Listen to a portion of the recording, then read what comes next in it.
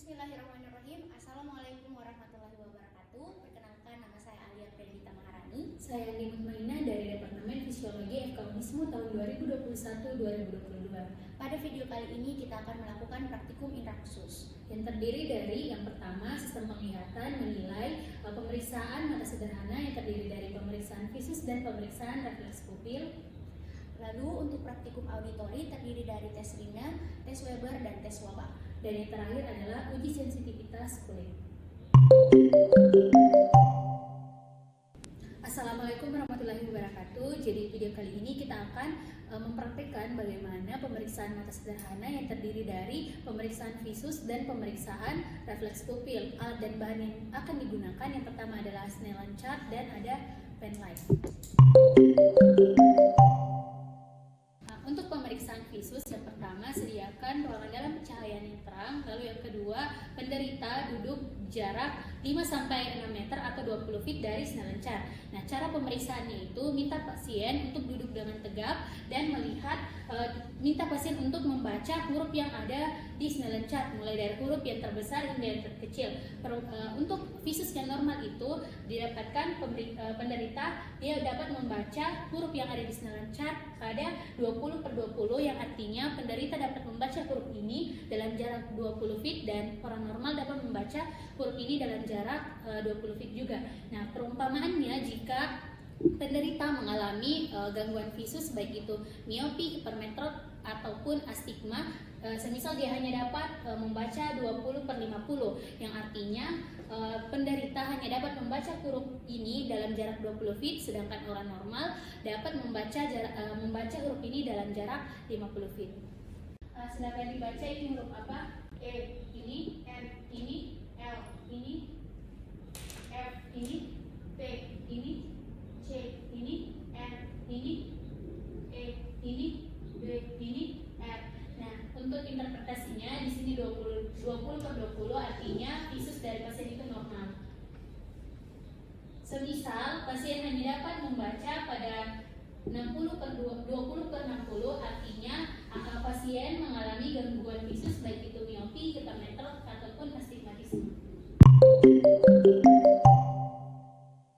Selanjutnya adalah pemeriksaan refleks pupil yang terdiri dari direct dan indirect. Kita melihat bagaimana pupil dari pasien, apakah dia miosis saat terkena sinar ataukah dia midriasis yang artinya ada gangguan pada refleks pupilnya. Nah, yang harus disiapkan yaitu pen light dan pasien dan penderita saling duduk berhadapan. Nah, untuk pemeriksaan refleks pupil itu alat yang dibutuhkan adalah pen light, dan untuk yang pemeriksaannya yang pertama itu adalah pemeriksaan refleks pupil direct. Yang pertama kita memeriksa mata kanan dari pasien dengan cara kita nyalakan pen light, lalu kita sinari dari arah lateral ke medial dengan sudut 60 derajat. Lalu kita lihat bagaimana refleks pupil dari pasien, apakah dia mengalami miosis atau dia mengecil ataukah midriasis, dia pupilnya melebar. Selanjutnya adalah pemeriksaan refleks pupil indirect. Caranya sama, kita sinari mata pasien dari arah lateral ke medial, lalu kita lihat bagaimana refleks pupil dari mata yang tidak disinari, apakah dia mengalami miosis ataukah midriasis.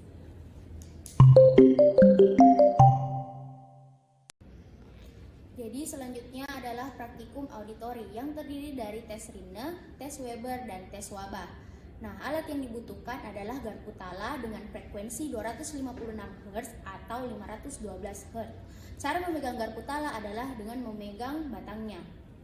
Nah, cara menggetarkan garpu tala ada 3 cara. Yang pertama dengan menjentikan jari, yang kedua adalah mengetuk oleh kranon, dan yang ketiga adalah mengetuk dorsum manus.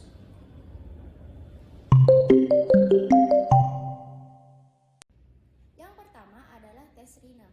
Untuk prinsip tes Rina adalah membandingkan hantaran tulang dengan hantaran udara pada satu telinga. Untuk tuli sensori neural dengan telinga normal, hantaran udara lebih panjang dibandingkan dengan hantaran tulang. Tetapi untuk tuli konduktif, hantaran tulang lebih panjang dibandingkan dengan hantaran udara. Untuk instruksinya, kita akan memberi instruksi kepada pasien Apabila pasien sudah tidak mendengarkan dengungan, pasien akan mengangkat tangan. Lalu, yang pertama kita akan menggetarkan garpu tala, lalu menaruhnya ke planum mastoid. Setelah itu, jika pasien sudah mengangkat tangan, pindahkan garpu tala ke depan telinga pasien. Didengar?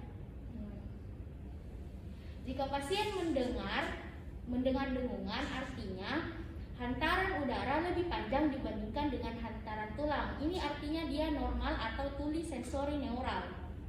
Jika pasien tidak mendengarkan, maka hantaran tulang lebih panjang dibandingkan dengan hantaran udara, yang artinya tuli konduktif.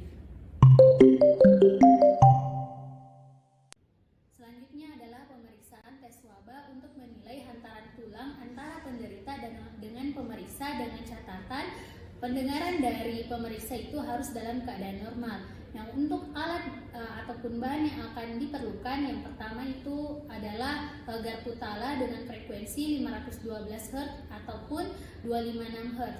Nah, lalu kita berikan instruksi kepada penderita jika dia sudah tidak mendengarkan dengungan, minta pasien untuk mengangkat tangannya. Nah, segera setelah penderita mengangkat tangannya, kita pindahkan batang dari garpu tala ke planum mastoid dari pemeriksa. Yang pertama, kita jentikan garpu tala, lalu kita letakkan pada planum mastoid penderita. Lalu segera pindahkan ke planum mastoid pemeriksa. Nah, untuk interpretasinya dia ada 3, yaitu normal, memendek, dan memanjang. Nah, di sini kita anggap bahwa pemeriksa itu pendengarannya dalam keadaan normal. Nah, untuk normal apabila penderita dan pemeriksa sama-sama sudah tidak mendengar dengungan.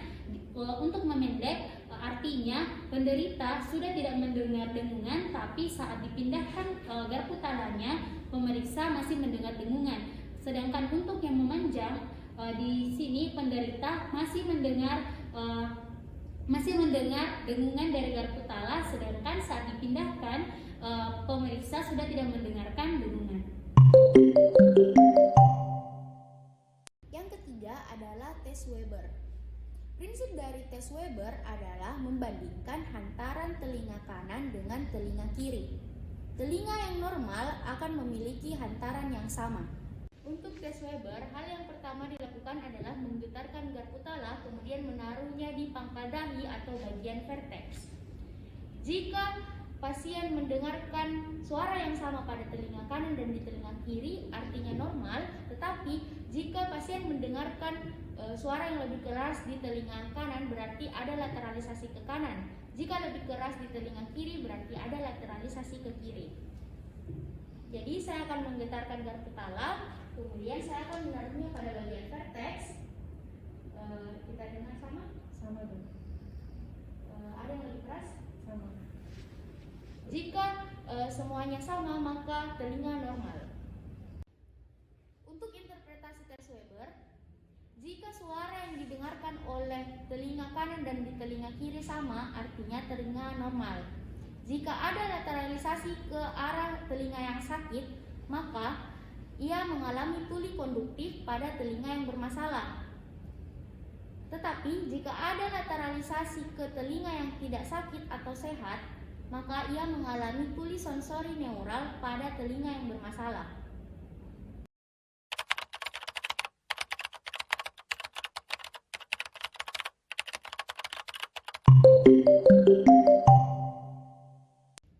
Untuk praktikum uji sensitivitas kulit, kita akan melakukan tes raba, tes tekan, dan tes nyeri.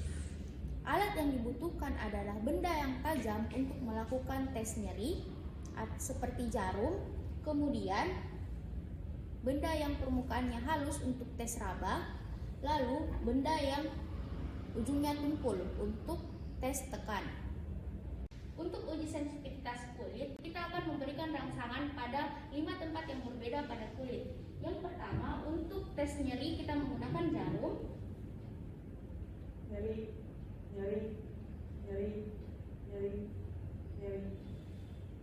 Nah, untuk tes tekan kita menggunakan benda yang ujungnya tumpul. Rasa. rasa, rasa, rasa. Lalu untuk tes raba kita menggunakan benda yang permukaannya halus. Rasa, rasa, rasa, rasa. Untuk interpretasi uji sensitivitas kulit, normal apabila pasien merasakan semua rangsangan yang telah diberikan. Apabila pasien kurang merasakan, artinya hipostesi. Jika pasien tidak merasakan sama sekali, artinya anestesi.